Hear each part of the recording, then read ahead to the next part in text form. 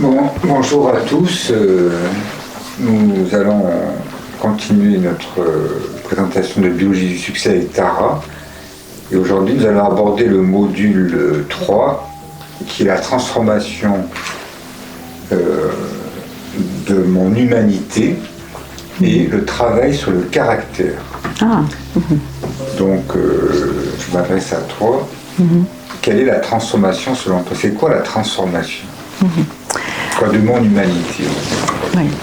Alors bonjour à tous et bienvenue à vous à Biologie du succès, donc la formation que j'ai mis en place avec Charles Thomas, ici présent, qui est scientifique à la retraite. Et donc on aborde des questions scientifiques, mais très faciles d'accès. Donc moi j'ai pas fait de grandes études, donc vous allez voir que cette formation est très accessible à tous et pas du tout ésotérique, et elle aborde toutes les situations qu'on peut retrouver dans la vie, et elle permet vraiment de réaliser, comment dire, un profond travail intérieur pour pouvoir comment dire, connecter avec sa réalité, avec la réalité. C'est vraiment une formation qui a pris des mois pour être mise en place. On y a mis beaucoup de cœur et c'est beaucoup mes expériences en fait qui ont été traduites à travers cette formation-là. Et je réponds donc à ta question par rapport à la transformation et au caractère. Dans le précédent module, on avait abordé le fait de s'engager. Quand on s'engage dans un travail, c'est qu'on est prêt. Et quand on est prêt, les situations se manifestent. En fait, tout d'un coup, on rencontre les bonnes personnes, les bonnes situations, et les choses se mettent en place. C'est assez magique, en quelque sorte, mais en fait, il y a vraiment des réponses, j'allais dire, scientifiques à ça. Donc, quand on est prêt, les choses se manifestent à nous et les choses arrivent. Donc, pour procéder à une transformation intérieure, il faut travailler sur le caractère, évidemment. Donc, ça nécessite un engagement. Quand on s'engage, on crée un espèce de mouvement intérieur qui favorise donc ces déblocages intérieurs et permet donc de connecter avec cet espace du cœur qui est relié au tout simplement. Donc là, pour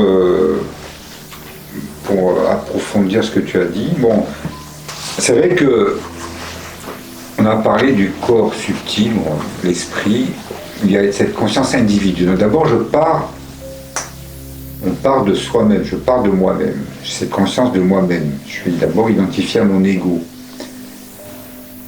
Et en faisant ce travail avec toi de transformation, je vais passer de la conscience individuelle, de mon petit soi, à quelque chose de plus grand que moi, ce qu'on peut appeler la conscience universelle ou le grand soi. Oui.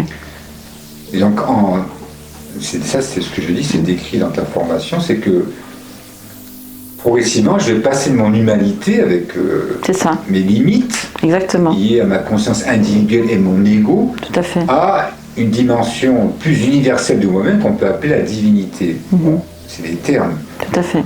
Et donc, en fait, là, je veux... Est-ce que tu peux parler de ça? Par rapport à la conscience individuelle, eh bien, ça rejoint encore une fois le précédent module où on a parlé du vide, de la cellule qui est en son centre est vide. Ouais, donc il y a un vide.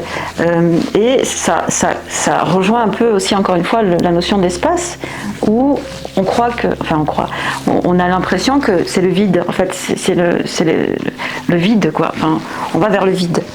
Et on se rend compte avec des recherches, avec une approche scientifique, que c'est pas vide. Au contraire, il y a l'information. Il y a ce qu'on appelle l'information. Donc, en se connectant à cet espace intérieur qui est, qu'on pourrait croire vide, on se rend compte qu'on est connecté à tout.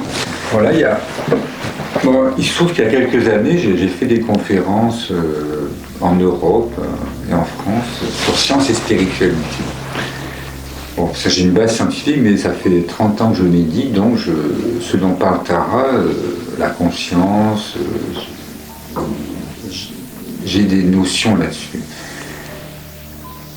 Là, en termes scientifiques, il y a trois notions qui sont très connues. Bon, la matière, on va dire le corps physique, le corps d'énergie dense. L'énergie, qui est le corps mental, c'est un corps d'énergie. Oui. C'est ça qui crée le mouvement. J'oriente, ce qui donne la dynamique au système, c'est le mental, c'est le corps mental. Oui. Et là, tu parles d'information. En fait, ce corps d'information, ça pourrait être le corps de l'âme. Bon, là, j'emploie des termes scientifiques, mais ça peut paraître abstrait, mais là, je vais vous donner un exemple qu'un enfant de 7 ans pourrait comprendre. Vous imaginez un sablier. Bon, j'ai pas de sablier, mais tout le monde sait que c'est un sablier. Ah, oui. Un sablier, voilà. Le sablier est à la verticale. Bon, il faudra montrer ce sablier. On voit le sable qui s'écoule. C'est ça l'énergie. Il y a un mouvement, d'accord, dans l'espace et le temps. Le sablier est là à la verticale. Je fais ça. Qu'est-ce qui se passe? C'est ça l'information. C'est de l'énergie statique. L'information, c'est de l'énergie statique. Oui. L'énergie, c'est de l'énergie dynamique. C'est ça. Et on peut passer en une fraction de seconde de l'énergie statique et l'information à l'énergie. Et donc, en d'autres termes, du mental au cœur, du mental à l'âme. Ça peut se faire comme ça. Exactement.